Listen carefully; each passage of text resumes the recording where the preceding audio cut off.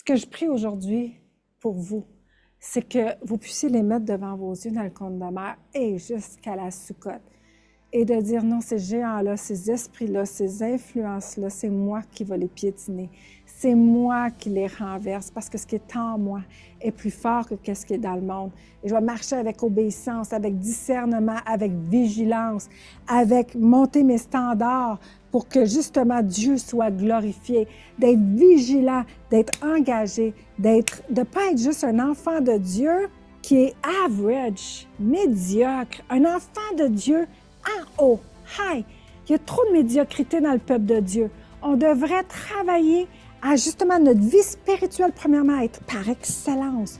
Pas pour avoir l'esprit de pharisianisme, de plein de connaissances de versets, puis avoir l'air excellent. Non, non, non, non, non, non, non. Même si tu en connais 2, 3 versets, mais tu les travailles avec excellence.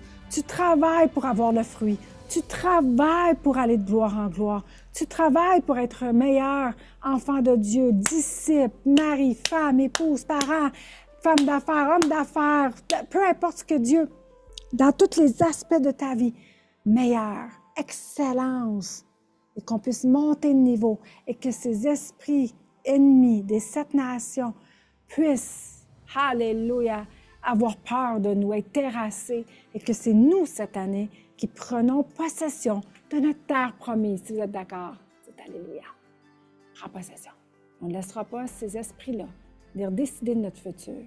On décide de notre futur pour la gloire de Dieu. On célèbre le compte de mer jusqu'à Shavuot, après la Soukotte, pour manifester ce que Dieu a pour notre vie cette année. Je vous bénis.